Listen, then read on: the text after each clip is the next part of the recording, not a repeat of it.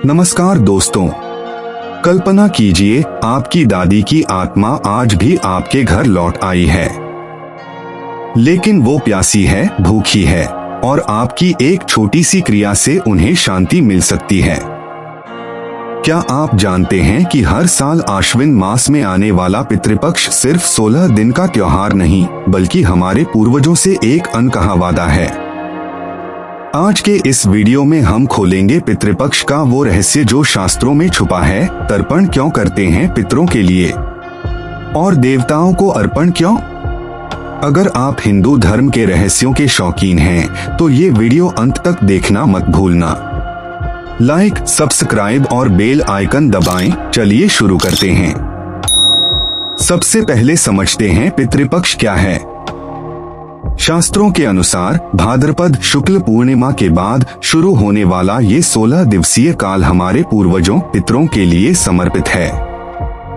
गरुड़ पुराण में लिखा है कि इस समय पितर धरती पर पधारते हैं जैसे मेहमान। महाभारत की कथा याद है? पांडवों ने गंगा तट पर तर्पण किया था ताकि उनके पितरों को मोक्ष मिले। आज भी करोड़ों हिंदू इस दौरान श्राद्ध, तर्पण और पिंडदान करते हैं। क्यों? क्योंकि ये सिर्फ रस्म नहीं, बल्कि पितृ ऋण चुकाने का माध्यम है। दोस्तों सोचिए, आपके दादा दादी ने आपको जीवन दिया, तो आप उनकी आत्मा को शांति क्यों न दें? अब आते हैं मुख्य सवाल पर, पितृपक्ष में तर्पण क्यों करते हैं? तर्पण संस्कृत शब्द तृप्ति से आया है, यानी आत्मा को संतुष्ट करना। ब्रह्मवैवर्त पुराण में कहा गया है कि मृत्यु के बाद पितरों की आत्मा पितृलोक में जाती है, लेकिन उन्हें भूख प्यास लगती है। तर्पण से वो तृप्त होते हैं, जैसे गर्मी में ठंडा पानी पीने से राहत मिलती है। कैसे करते हैं? सरल विधि है, नदी या तुलसी के पौधे के पास खड़े होकर कुशा घास से जल, दूध, तिल और चावल मिलाकर अर्पित करें। मंत्र बोलें, ओम पितृभ्यो नमः। शास्त्र कहते हैं इससे पितरों को 1 साल का भोजन पानी मिल जाता है।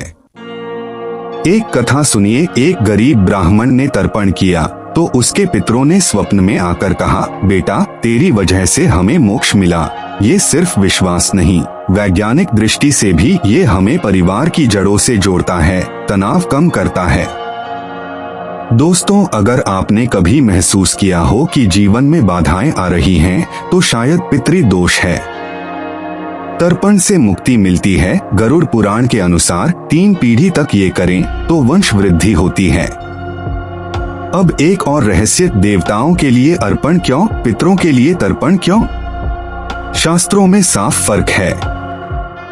अर्पण का मतलब है समर्पण या त्याग, जैसे पूजा में फूल, नैवेद्य देवताओं को चढ़ाते हैं। ये उनकी भक्ति के लिए है, न कि उनकी तृप्ति के लिए। देवता तो पूर्ण हैं, उन्हें भूख प्यास नहीं लगती।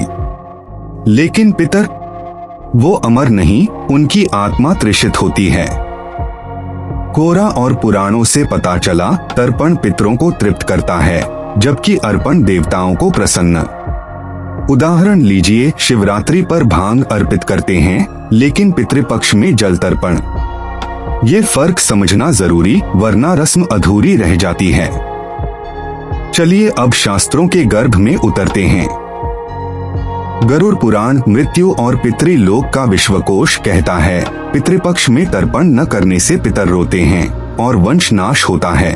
एक कथा है, राजा दिलीप ने गाय चराते हुए पितरों का तर्पण किया तो उन्हें आशीर्वाद मिला। वायु पुराण में लिखा, पितर पंचों के रूप में आते हैं, तर्पण से उनका कष्ट दूर होता है। अग्नि पुराण जोड़ता है, तर्पण से पितरों को दक्षिण यमलोक से मुक्ति मिलती है। और ब्रह्मा वैवर्त पुराण ये कहता है कि तर्पण पितरों की प्यास बुझाता है, जैसे सोमरस अमृत। दोस्तों, ये रहस्य सिर्फ किताबों में नहीं, हमारे डीएनए में है। पूर्वजों की स्मृति हमें मजबूत बनाती है।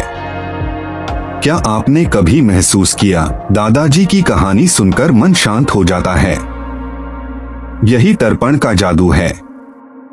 अब प्रैक्टिकल बात, घर पर तर्पण कैसे करें? 1. सुबह स्नान कर पूर्व दिशा मुंह करें। 2. कुशालें, जल में काले तिल, दूध मिलाएं। 3 पितरों के नाम से मंत्र जपें। 4 ब्राह्मण को दान दें। अगर गया जा सके तो बेहतर, लेकिन घर पर भी फल मिलता है। याद रखें, श्रद्धा से करें, न कि दिख। तो दोस्तों, पितृपक्ष का ये रहस्य समझ आया। तर्पण पितरों की तृप्ति के लिए, अर्पण देवताओं की भक्ति के लिए शास्त्रों ने हमें ये अमूल्य ज्ञान दिया। इस पितृपक्ष में जरूर करें, अपनी जड़ों को मजबूत करें। अगर वीडियो पसंद आया तो कमेंट में बताएं आपका तर्पण अनुभव क्या है। शेयर करें ताकि और लोग जुड़े। अगले वीडियो में मिलते हैं किसी नए रहस्य के साथ। नमस्कार, जय श्री राम।